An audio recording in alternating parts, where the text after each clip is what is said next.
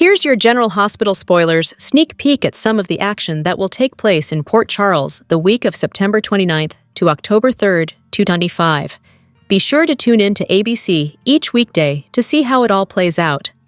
Alexis is in danger. Nina delivers shocking news. Anna gets new evidence in Drew's shooting. Michael tries to shore up his alibi. Tuesday, September 30th, 2025. Sunny makes a new connection. Carly is interrogated. Ava has great timing. Elizabeth confronts Britt. Tracy makes a vow. Monica's will is read with dramatic consequences. Drew is on the warpath. Britt is thrown. Jocelyn returns to town. Isaiah seeks out Portia. Anna and Chase serve a search warrant. Alexis warns Sunny. Gio makes a big decision. Britt plays hardball. Portia gets life-changing news. Willow is distraught. Carly visits Elizabeth. Curtis relays a theory to Portia. Brennan meets with Joss. Hello. Everyone, welcome back to my channel, Messy Syrup. It's me, Abby, here.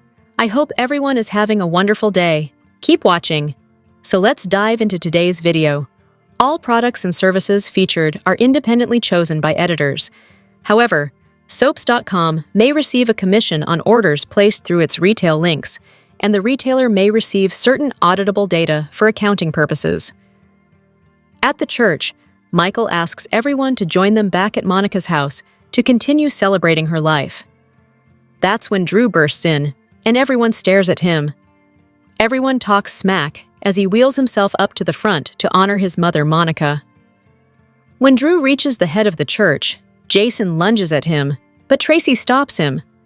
Tracy tells Drew that he is not related to Monica, and he was not invited here.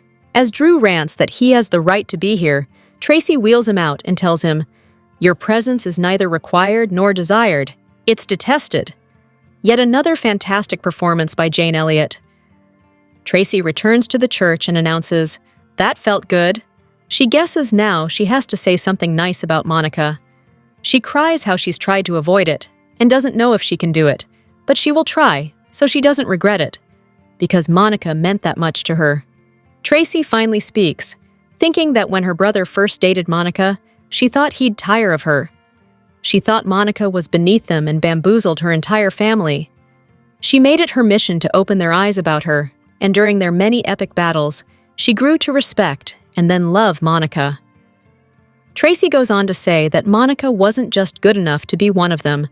She was the best of them, and she kept the family together. What started as a sister-in-law relationship ended with Monica becoming her sister, leaving her as the last one standing. She says not to worry. That house is Monica's, as Alan gave it to her. Tracy promises it will always be Monica's house as long as she lives. At the hospital, Martin learns Drew was kicked out of the memorial service by Tracy. Drew fumes that this isn't right, and there was a time Monica loved him, and he loved her.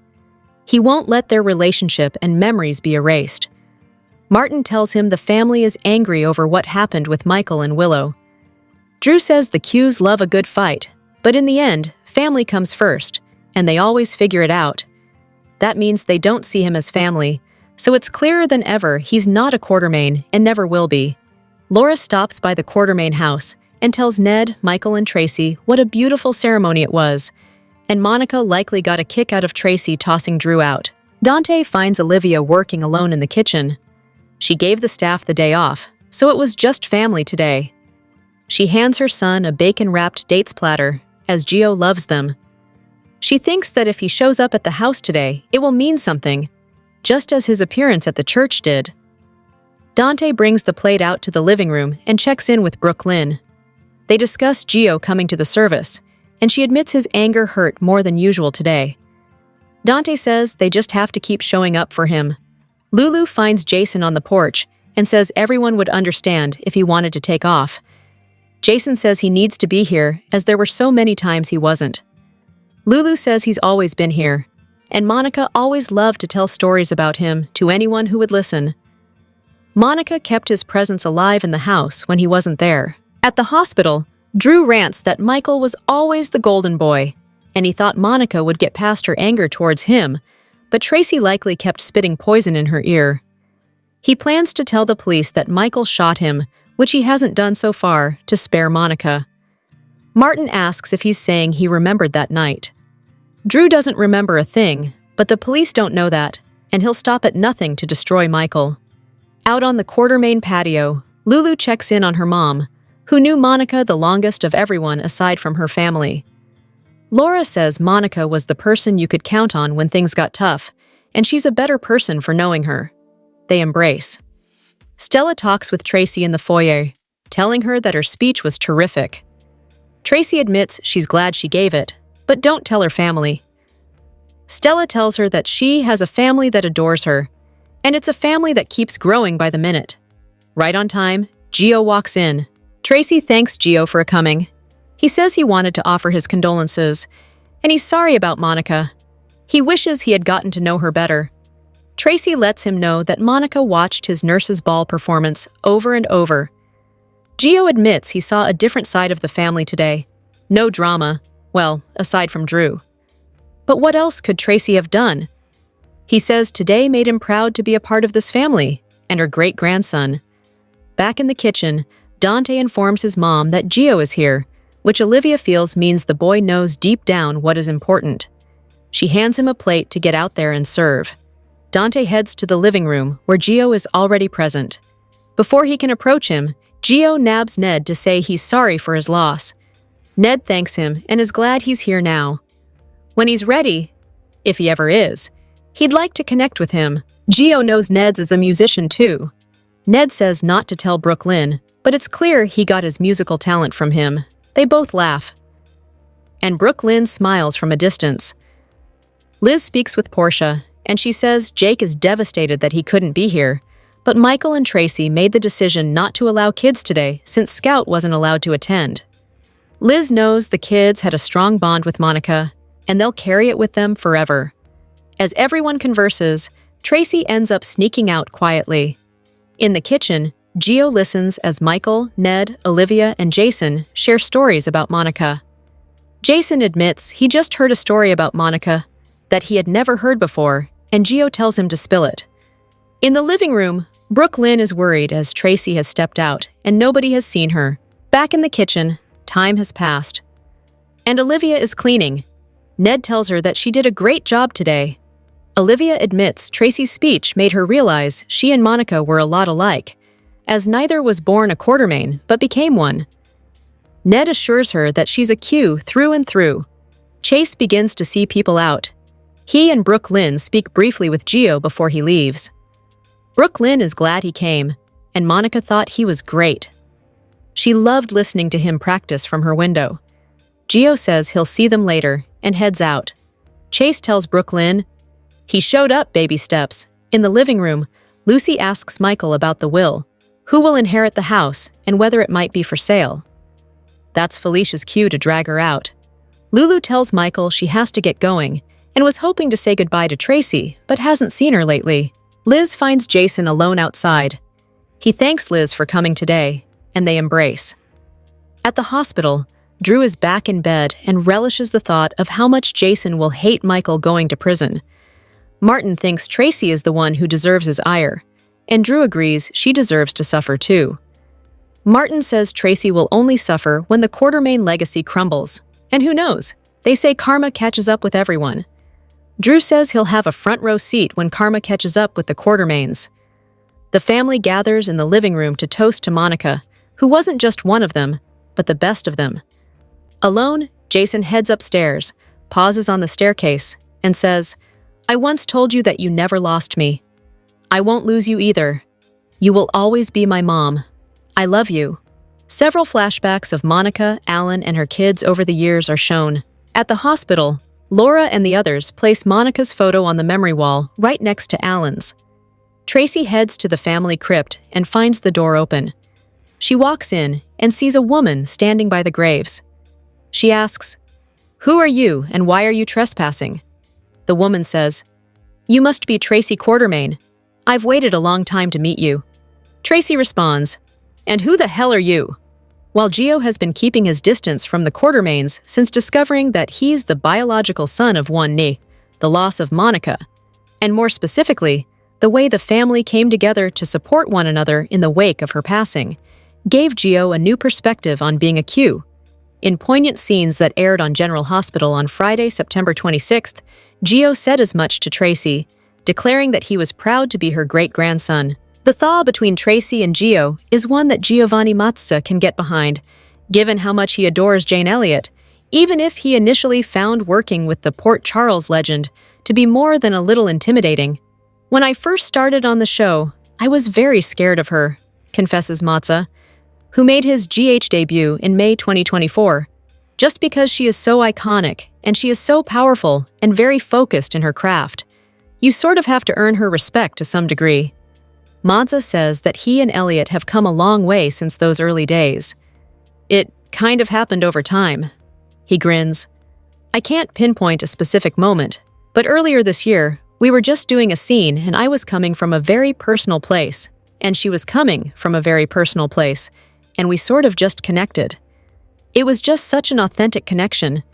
It's something that actors dream about, that type of connection with their scene partner, and Jane is just one of the greatest scene partners ever. Ever since that moment, he continues, I've really looked forward to doing scenes with her because that connection that we feel is genuinely one of the great joys of my life. Doing scenes with her, it's just like, okay, how can we respond to each other? How can we make this scene the absolute best scene that we can possibly make it?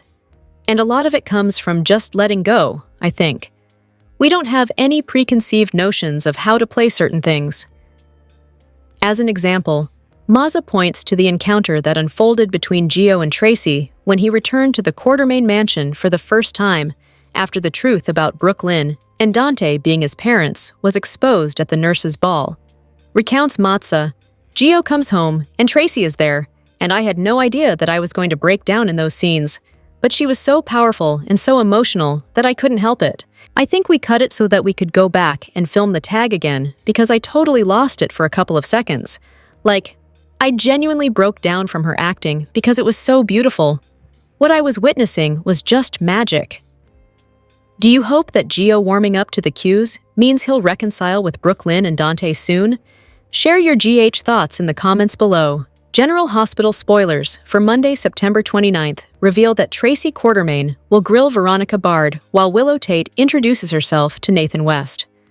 Michael Corinthos and Jacinda Bracken will also scheme to keep their joint alibi intact, so here's what GH fans can expect. For starters, Ava Jerome will taunt captive Rick Lansing and suggest she's got just the thing for that. It sounds like Ava will drug Rick with more sleeping pills to keep him subdued. Over with Anna Devane, she'll speak with someone over the phone and discuss a surprising turn of events. Anna will continue to investigate Nathan's homecoming while Liesl Obrecht and Britt Westbourne react to the news of his survival. Still, it's entirely possible Britt already knew and has been hiding it. Fans will have to tune in to find out. Regardless, Nina Reeves will insist Liesl and Britt are going to need each other to get through this, so she'll give them another nudge to patch things up. As for Willow, she'll cheerfully introduce herself to Nathan in his hospital room. Willow will reveal that she's Nathan's niece, so he'll have a lot to catch up on when it comes to the story of Nina's fraternal twin daughters. Meanwhile, Felicia Scorpio will tell Damian Spinelli that James West has a right to know that his father is alive. With that said, Spinelli will worry about how the Nathan updates will affect the confused kid. Over with Jacinda, she'll tell Michael that she's not sure they bought it. Michael and Jacinda will face more challenges as they try to sell their sizzling connection for the sake of their alibi. In the Quartermain crypt, Tracy will have more questions and demand to know why the woman she found inside is really there. Erica Slezak's character name is Veronica Bard, according to the show's credits, though Buzz suggests she'll also go by Ronnie. Monica Quartermain's long-lost sister has finally arrived, so she'll cause some chaos as she reveals her identity to Tracy. General Hospital spoilers say Veronica and Tracy have some tense scenes coming up, so stay tuned for more shockers and shakeups. General Hospital spoilers hint that Drew Kane may go after Sonny Corinthos for revenge. Drew will surely want payback over the planted bribery evidence, so let's talk about the trouble he could stir up next. GH fans know Drew was taken aback over 8A Justine Turner's recent updates. Turner confronted Drew at the hospital and quizzed him about what was found in his safe. Thanks to the plot Sonny carried out with Brick's help, there was $1 million wire transfer proof that pointed to Drew bribing Judge Eva Heron. Whether that holds up in court or not, Drew surely knows this proof has Sonny written all over it. Marco Rios was the one who filled Drew in on the bribery and tried to give him the upper hand in the custody feud. Now Sonny's taken steps to gain his own advantage, but Drew may think he's going to get the last laugh. Drew tends to be full of confidence when it comes to going up against Sonny, Michael Corinthos, and anyone connected to them. Sonny's attempt to frame Drew for that bribe could bring Drew's revenge and kick off another round of clashing. How far will Drew go to get vengeance in the coming episodes? Could Sonny be in legitimate danger, considering what Drew is capable of? Drew was out of commission for a while due to his shooting-related injuries, but he's on the mend and will inevitably strike back at some point. It's easy to imagine Drew getting in Sonny's face and lashing out over all this. Sonny may think he's got everything under control, but Drew's a wild card and could set some risky situations in motion. Sonny's bribery setup could come back to bite him, depending on how far Drew goes to strike back. Drew's vengeful streak will continue no matter how it all goes down, so both Sonny and Michael could pay the price. General Hospital spoilers say Drew's behavior will bring more surprises in the coming weeks, so don't miss all the chaotic news to come. General Hospital spoilers hint that Portia Robinson may face a pregnancy curveball, so some surprise baby drama is likely in her future. There are good reasons to believe Portia has a bun in the oven, so let's talk about where her storyline is headed. On October 2nd, Portia will get updates on something that changes her life. It turns out Portia's about to get some news that'll turn her world upside down, so all signs point to a pregnancy shocker here. When it comes to baby-related GH spoilers, there are almost always life-changing revelations involved. The fact that Portia's life's about to change is a huge hint about a positive pregnancy test being in the works. Of course, we also know that Dr. Frida Navarro will be back on screen soon. Dr. Navarro is an OB/GYN, so there's a good chance Portia will become her patient. Some fans might be skeptical of Portia's surprise pregnancy due to her age, but it's not totally far-fetched that she'd have a baby a bit later in life. Carly Spencer did the same thing when she had Donna Corinthos, so that's worth keeping in mind. Besides, when we've got characters like Britt Westbourne and Nathan West coming back from the dead, Portia's pregnancy storyline seems pretty tame by comparison. Regardless, there are definitely clues that point to Trina Robinson getting a new little brother or sister, at least if Portia goes through with the pregnancy. Assuming that the hints indeed add up to Portia's baby story kicking off, she'll have a lot to process.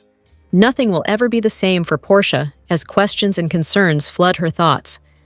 Will the bio-dad be Isaiah Gannon or Curtis Ashford?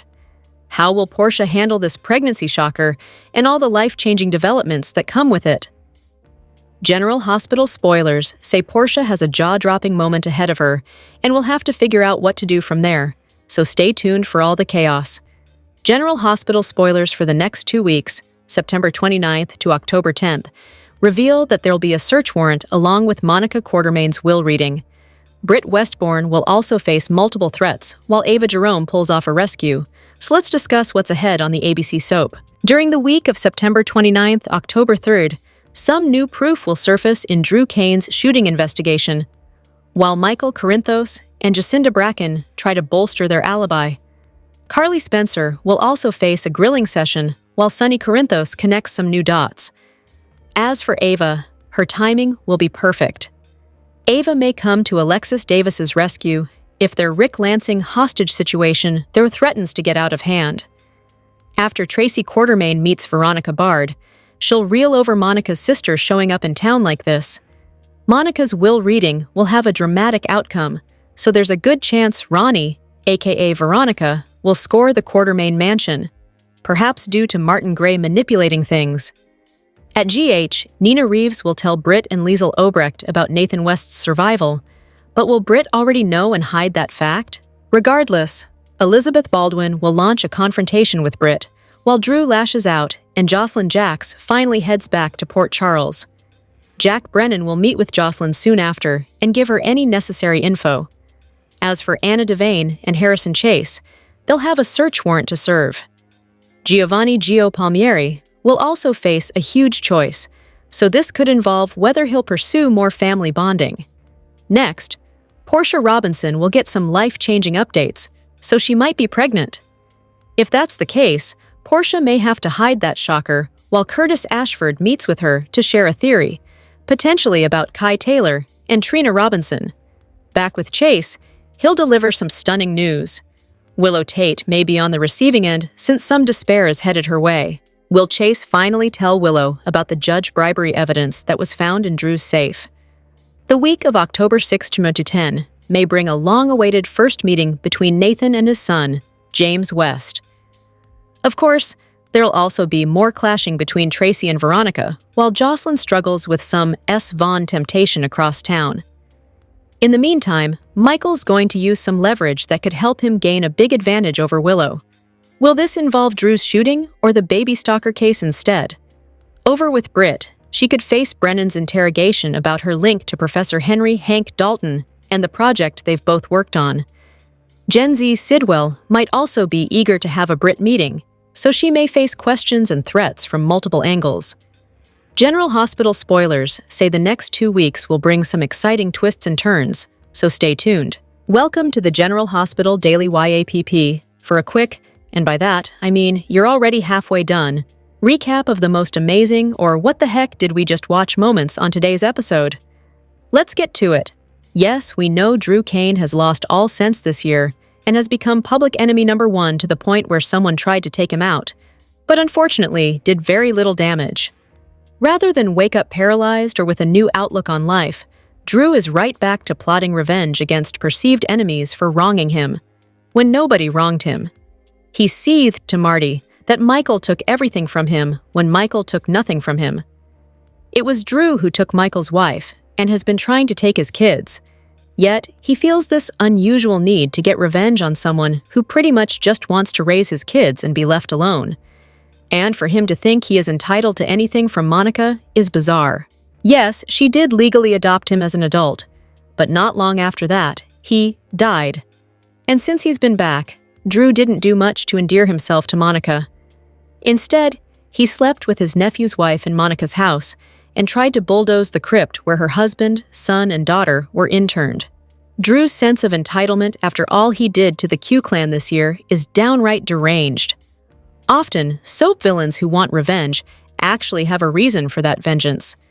You can even somewhat understand their feelings, but not Drew, and that's what separates a cartoon villain from a complex one. Want more details?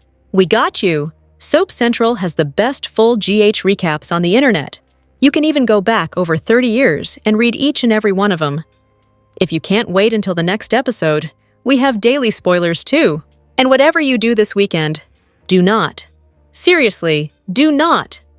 Forget to read the 2 scoops for some laughs in the as close as we can come to being a watching party without actually being a show. And the best part is, if you agree or disagree, we want to know. As always, share your comments below. General Hospital Spoilers Report. Nathan West's stunning return to Port Charles is set to leave Liesl Obrecht reeling with shock and joy. But rumor has it, this will pile on the guilt for Britt Westbourne. As the PCPD has confirmed Nathan's identity through DNA and fingerprints, his survival after a presumed 2018 death by Cesar Faison's gunshot flips the Obrecht family upside down. Liesl's emotional whirlwind, grieving both children only to find both alive, amplifies Britt's remorse as she grapples with her own faked death. Is Britt's guilt because she's hiding the truth to avoid Liesl's pain, knowing Nathan was alive all along, or feeling she failed to spot Faison's tricks? Will she come clean, or let her silence deepen the family rift? Nathan's return is a miracle for Liesl, who has been shattered by losing both him and Britt. Her tearful joy at seeing her son could mirror what Britt longs for, if only she'd confess why she faked her death. Fans suspect Britt's guilt stems from withholding the truth. Perhaps she knew Nathan was alive, possibly trapped with her in Croatia somewhere, and stayed silent to protect Liesl from Faison's lingering enemies. Her cover story, claiming she chose to disappear, has Liesl furious, but Britt's remorse suggests she's shielding her mom from a bigger heartbreak. Three theories fuel Britt's guilt. First, she might be hiding a loving reunion. Knowing the truth about her faked death could heal Liesel's pain, but choosing silence to avoid danger. Second, Britt could have known Nathan was alive, perhaps through WSB intel or a tip during her captivity, and failed to tell Liesel, fearing exposure would risk his safety. Third, she might feel she should have spotted Faison's dirty tricks, preventing Nathan's faked death. If Faison or even Jen Sidwell orchestrated both, Britt's failure to catch it may haunt her.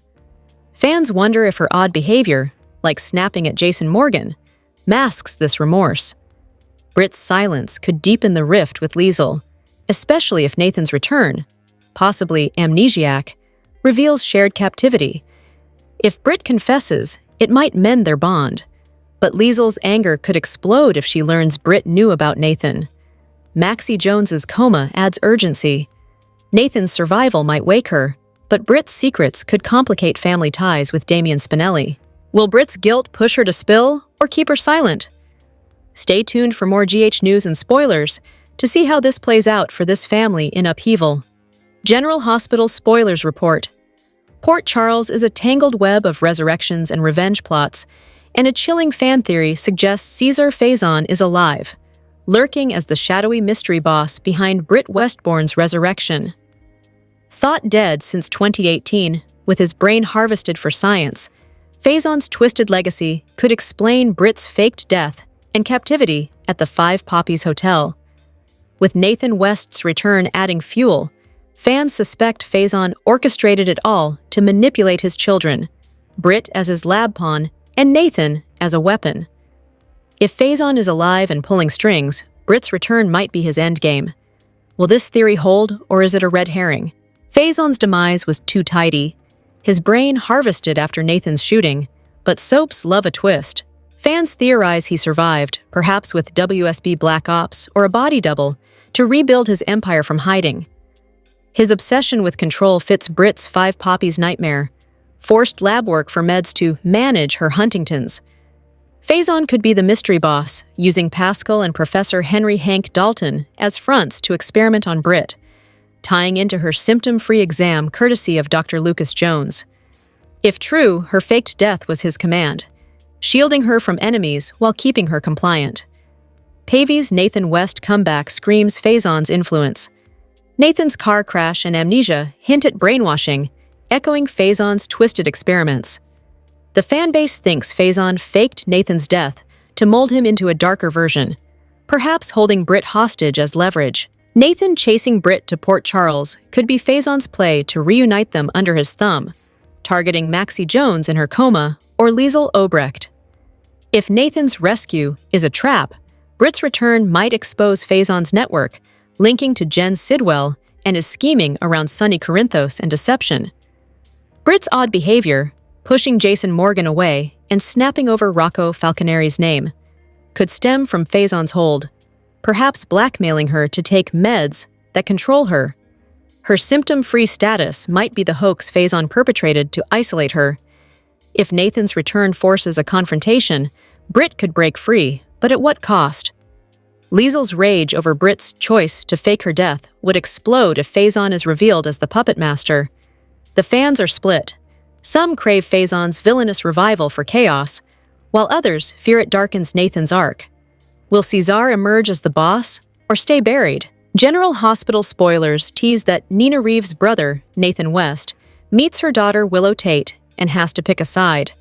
Nathan died before Willow came to town, but then again, Nina didn't know Willow was her daughter until Willow showed up. Nathan will be stunned to hear about Willow and Nell Benson being fraternal twins. In the end, Nathan will be pleased that Nina's destiny has been fulfilled. But he will also learn about Nina and Willow's feud, and how despicable Drew Kane plays a part in their estrangement. Drew slept with Willow and Nina, and the truth was kept from Willow. As a result, she left him at the altar in a sizzling wedding day that went kaput. Nathan is a good guy, and will want to help Nina and Willow reconcile. Drew is still controlling Willow, and Nina wants nothing to do with him. After someone shot him, both Nina and Willow became suspects. The whole situation is a dumpster fire, and diplomatic Nathan will have his work cut out for him while he waits for Maxie Joan to come out of her coma. For her part, Willow will be shocked to discover that Nina's brother is alive. To be clear, Nina and Nathan are biological cousins, but they were raised as siblings and think of each other that way, which is all that matters. Former Detective Nathan is protective of Nina and will not like how Willow's treating Nina. Will he attack her or realize that Drew's the real problem? No one has been able to get through to Willow, but maybe someone with a fresh perspective will be able to. Nathan was dead for 7 years, so he has not been influenced in his opinion about Drew. He might be able to urge Willow to accept Nina and dump the cad. Nathan will be sympathetic to Nina, but we can't see him rejecting Willow. We predict that Nathan will play the role of peacemaker for Willow and Nina. Red Hot General Hospital. Spoilers hint that Nathan has a lot to say about Nina and Willow's situation, and we will bring you all the deets as they emerge. Be sure to catch up on everything happening with General Hospital right now. Come back here often for the hottest GH updates, news, and spoilers. Get comfortable and gain access to the best soap intel on the web. General Hospital spoilers reveal Jocelyn. Joss Jax has returned to campus life at PCU, while Vaughn has landed a promotion within the WSB. Their intense bond, forged through a life-or-death mission at the Five Poppies Hotel, faces new challenges as Vaughn's elevated role likely makes his WSB status public knowledge. Joss, balancing college and her own covert WSB agent life, might dodge scrutiny from most peers. But Carly Spencer could raise hell with Jack Brennan over Joss dating a WSB operative. Unaware Jack recruited her daughter behind her back. Will Joss and Vaughn's Croatia spark survive these pressures, or will Carly's concerns unravel everything?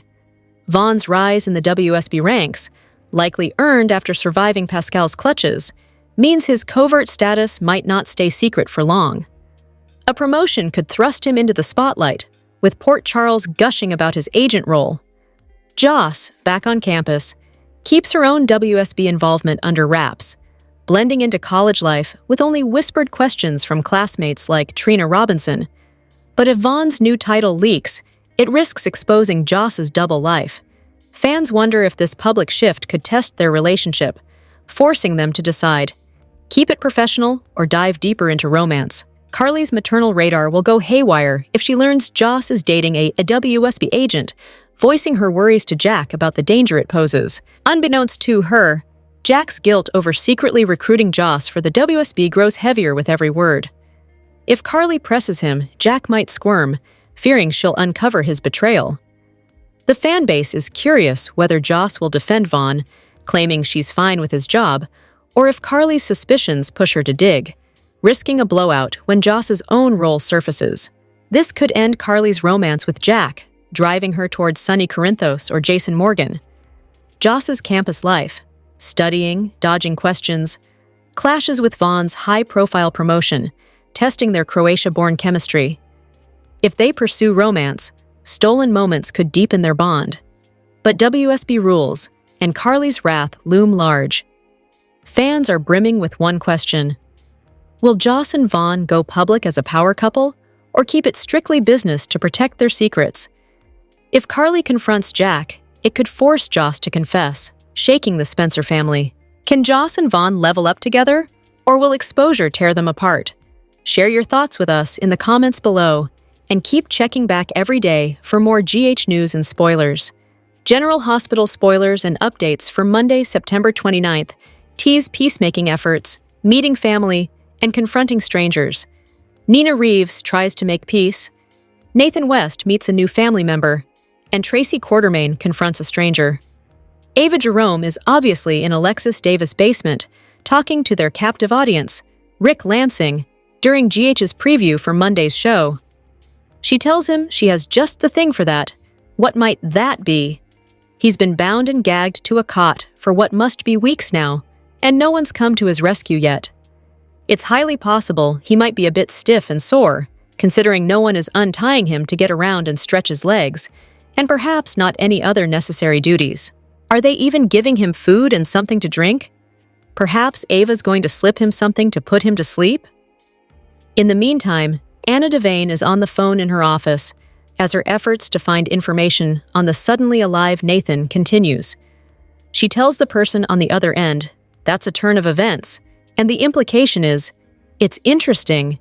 Nathan doesn't seem to know or remember anything past when he was shot in the chest by his father, Cesar Faison, subsequently missing 7 years. He's aware, thanks to Nina telling him, that he was even given a funeral and buried, and he can't explain it. It sounds like Anna has found more information on those missing 7 years, as unbelievable as the intel might be. At the hospital, Nina is continuing peacemaking efforts between her very stubborn aunt, Liesl Obrecht, and her cousin, Britt Westbourne, who looks sad. Liesl is glaring at Britt as Nina's in the middle trying to make peace, and tells them, "You're going to need each other to get through this." Undoubtedly, the "this" that Nina is referring to is Nathan not being as dead as they all thought, only there's no explanation like there is with Britt. Nathan in no way faked his death, and he didn't even know he had died. He doesn't know anything about being in any coma either. It will be quite an adjustment for Liesl and Britt to realize Nathan apparently didn't die after all. Someone must have revived him. In the meantime, Felicia Scorpio appears to be with Damian Spinelli at Bobby's as they talk about the latest Nathan news. Spinelli looks a little bit upset as Felicia tells him that James West has a right to know that his father is alive. Spinelli had been dating Maxie Jones and was hoping for a marriage when Nathan came along and stole her heart. It's plain that he doesn't want to give up his place in James' life and move aside for Nathan again. Elsewhere, Willow Tate visits Nathan in his hospital room during the September 29th show and introduces herself. "I'm Willow Tate, your niece." Nathan looks a little confused, since he didn't know Nina had any living babies at the time when he died. Nina didn't either until her mother, Madeline Reeves, passed away and found the 2 half-heart necklace with a note in her effects.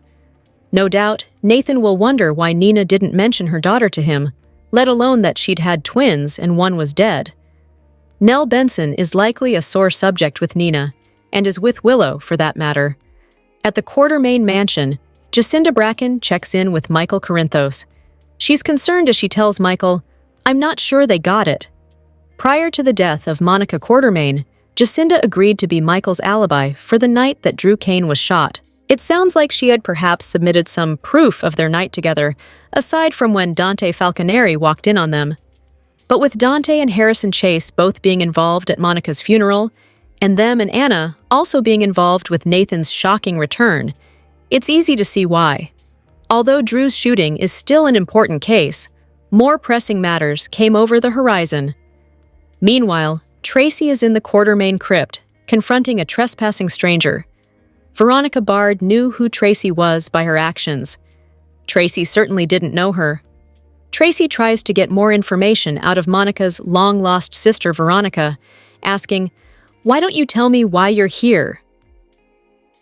It is strange that Veronica entered the crypt, where Tracy spotted her next to Lila Quartermain's final resting place, instead of crashing the funeral. Tracy is likely to be suspicious of the new arrival to the Bard family, considering Monica never spoke of any relatives. She came to town as a foster child of Gail Adamson. General Hospital spoilers claim the shocking return of Nathan West throws Maxie Jones' love life into chaos, and she doesn't even know it yet. With Nathan confirmed alive, his DNA and fingerprints matching the car crash victim in the ER, fans are torn over who Maxie should choose when she wakes from her coma. Damian Spinelli is poised to pop the question, having raised Maxie's son James West as his own, ready for their long-awaited happily ever after. But Nathan, Maxie's first love, is back, and if his feelings burn as brightly as before, Maxie faces an impossible choice between 2 epic love stories when she wakes. The fan base is so torn, some rooting for Nathan's romantic return, others championing Spinelli's steadfast devotion. Nathan's resurrection, possibly tied to a WSB cover-up or lab trickery like Britt Westbourne's, is sure to reignite his passionate history with Maxie. Their love was a soap opera dream, tragic, intense, and cut short by his 2018 death at Cesar Faison's hands. Fans who adore Maxie are swooning, flooding Facebook with posts like, "Nathan's back for Maxie's heart." If he wakes before her, his presence at her bedside could be the magic pill to snap her out of her coma, rekindling their flame. But with rumors of Nathan's trauma, perhaps some kind of darker edge, some worry he's not the hero Maxie needs. Spinelli's unwavering support through Maxie's heart attack and coma has cemented his role as her rock, raising James as his own. His readiness to propose as soon as she wakes shows a love that's endured years of trials. Fans championing Spixie argue he deserves the win, with one Facebook post declaring, "Spinelli's earned Maxie's forever." His tech-savvy loyalty and quirky charm contrast Nathan's intensity, offering stability. But if Maxie's heart still beats for Nathan, Spinelli's proposal could crash, leaving him heartbroken and James caught in the middle.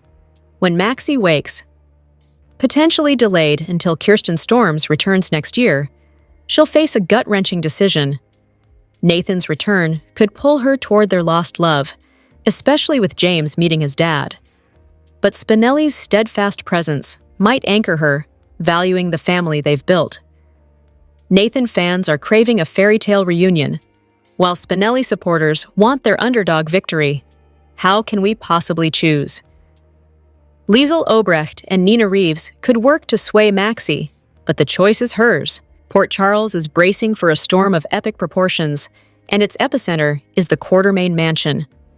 In the wake of Monica Quartermaine's passing, the family is not finding solace, but is instead facing an existential crisis sparked by the shocking arrival of her long-lost sister, portrayed by the formidable Erica Slezak. This seismic event promises to ignite a new, devastating chapter in the legendary Quartermaine feuds, one that pits brother against brother and forces the family's matriarch-in-waiting into the most ironic battle of her life.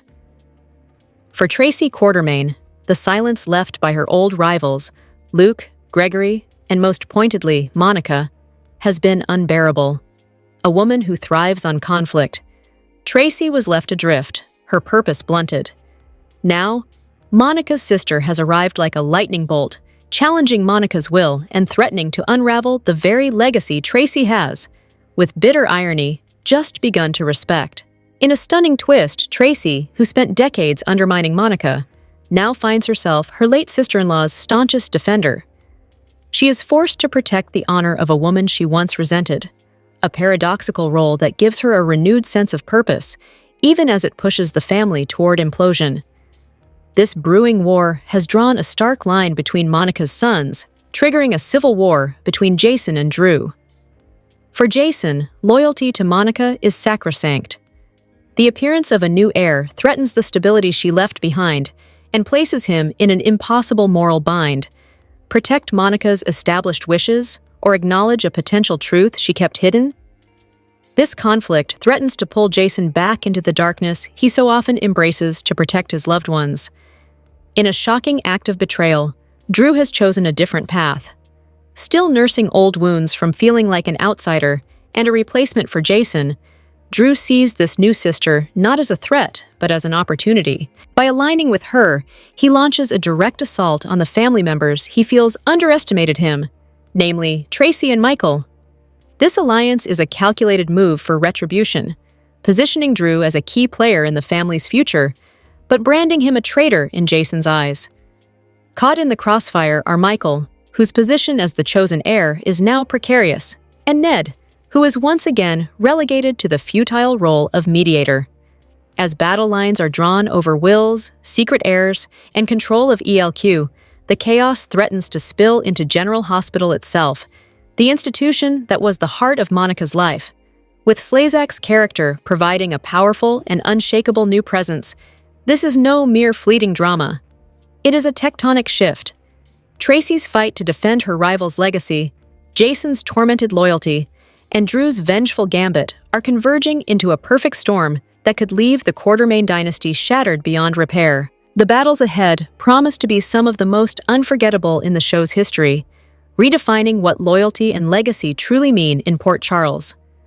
Drop your thoughts in the comment section below. Do you agree or disagree? Don't forget to like, subscribe, and hit the notification bell for more updates. Your opinions matter, and I will see you in the next video. Thank you!